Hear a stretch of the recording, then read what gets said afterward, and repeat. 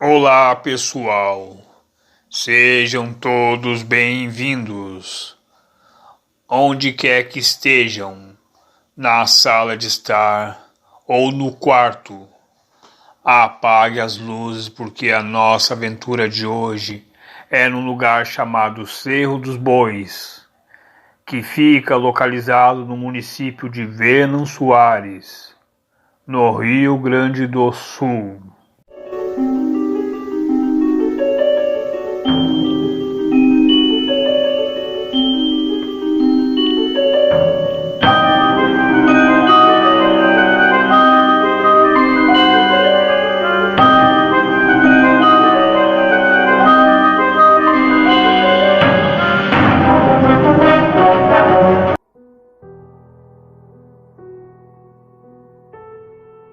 Olá, eu me chamo Arlindo. A história que eu vou contar para vocês ocorreu no ano de 1977, num lugar chamado Cerro dos Bois, que fica localizado no município da cidade de Venâncio Soares, no Rio Grande do Sul. Naquela época era um garoto de 10 anos de idade. E morava eu, meu pai, minha mãe e minha irmã num pequeno sítio.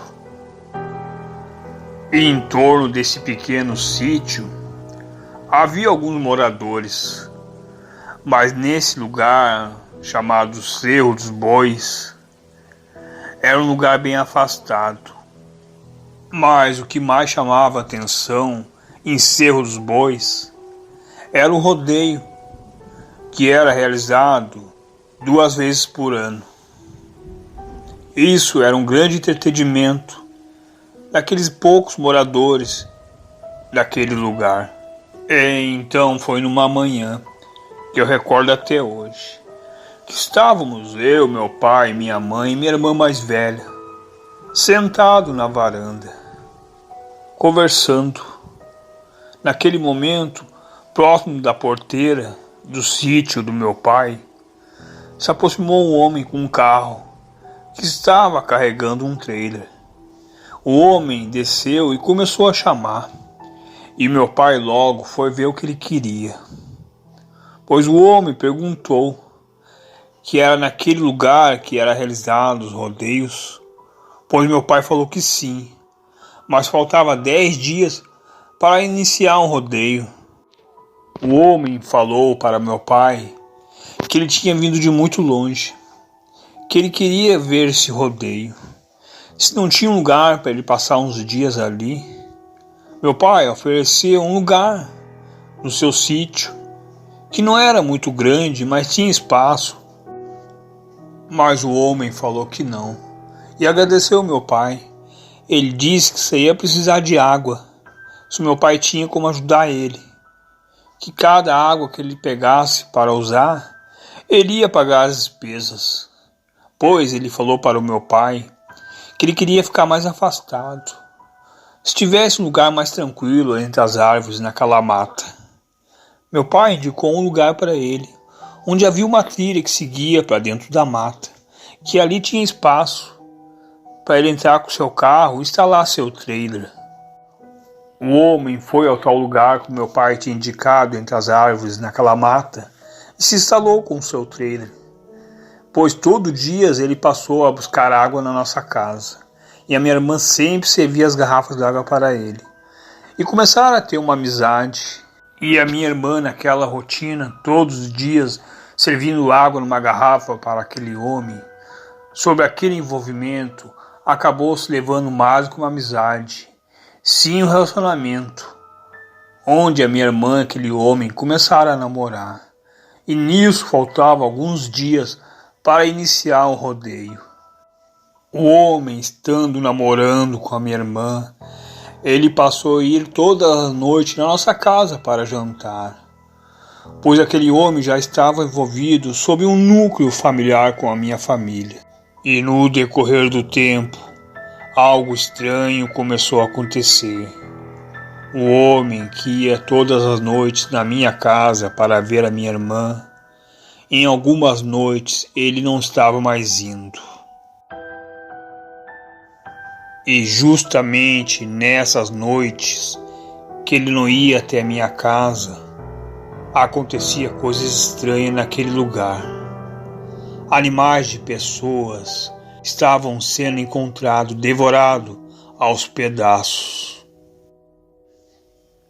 E alguns animais não eram encontrados nem em pedaço, assim como animais de porte maior, como bovinos e cavalos. E cada vez mais as coisas estavam ficando mais estranhas, pois em noites que o homem ia visitar a minha irmã, o homem estava usando luvas de couro. Isso era muito estranho, porque naquela época era época de verão. Então foi um dia, estava eu e um amigo chamado Beto. A gente tinha costume de subir bem no alto das árvores, para com o estilingue começarem a atirar em alguns pássaros. Estávamos próximo do trailer desse homem, observando em cima da árvore. Com o estilingue atirando em pássaros, a gente estava ali há algum tempo. Isso era por volta de 14 horas da tarde, pois o homem não estava ali. Ele estava buscando água na casa do meu pai e logo ele estava voltando. Mas ele não sabia que a gente estávamos em cima da árvore, próximo do seu trailer. A gente, algum tempo ali, fiquemos observando. Foi quando o homem abriu o trailer, largou as garrafas d'água e foi para baixo do trailer, puxando um tapete. Ficou algum tempo ali, debaixo do trailer, saiu e colocou aquele tapete de volta, debaixo do trailer.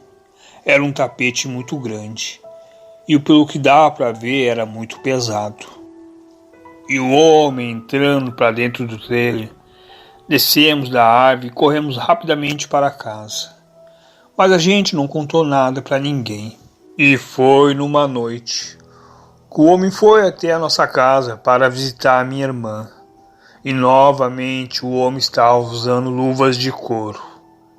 E naquele momento eu perguntei: por que você está sempre com luvas? O homem ficou calado. E minha irmã, que nunca perguntava nada, sendo namorada daquele homem, ela perguntou: por que você está usando essas luvas? O homem olhou para minha irmã e tirou as luvas, pois as palmas da mão do homem estavam todas inflamadas. E meu pai perguntou o que houve. O homem olhou para meu pai e falou: eu fico sem jeito de falar, mas eu tenho costume, desde quando eu era criança. Antes do sol nascer eu me levanto para ver o sol nascer, pois onde eu estou instalado há uma mata fechada, com muitas árvores. Então eu subo na árvore mais alta para ver o sol nascer. E acabo machucando as minhas mãos, subindo na árvore, pois eu peço desculpas. É um costume que eu tenho desde criança. E esse é o motivo que eu venho de luvas. Eu não queria que vocês vissem o estado da minha mão. Após o homem ter falado aquilo, fiquemos todos calados. Mas eu não acreditei na história daquele homem. Eu sabia que por trás de tudo aquilo havia algo muito estranho. E com toda aquela desconfiança e dúvidas na minha cabeça, eu decidi fazer algo. Combinar com meu amigo Beto, esperando aquele homem até a minha casa buscar água. E ver o que tem debaixo daquele trailer, puxando aquele tapete. Então, uma tarde, o homem foi até a minha casa buscar água. Eu e meu amigo Beto, rapidamente, fomos até aquele trailer daquele homem. E fomos para baixo do trailer, puxando um tapete. Ao puxar o tapete, a gente se surpreendeu. Havia um buraco, com muitos ossos de animais, mas animais de porte grande. Se tratava de cavalos e bovinos. E vendo aquilo, a gente já tinha certeza que estava ligado àquele homem. A gente colocou aquele tapete de volta por cima daquele buraco. Rapidamente começamos a correr pelaquela trilha saindo daquele lugar. Quando a gente menos esperava, a gente se deu de frente com aquele homem, vindo em nossa direção. A gente, muito assustado, ficamos parados. E o homem começou a se aproximar e falou: "O que houve? Vocês vieram lá do meu trailer? Viram algo que não era para ver? Mas pelo que eu estou percebendo, vocês já descobriram tudo. São muito espertos para dois garotos. Mas não se preocupem, só estou aqui de passagem. Mas eu lhe falo, garoto, estou gostando muito da sua irmã. Vou falar com seu pai para ela ir embora comigo, para a gente construir uma família. E também a gente vamos sempre visitar vocês. Mas você sabe quem eu sou. Sua irmã vai receber um novo dom, uma nova vida, com muito mais força e poder, um grande privilégio." E o homem, naquele momento, ao ter falado aquelas coisas, começou a dar gargalhada.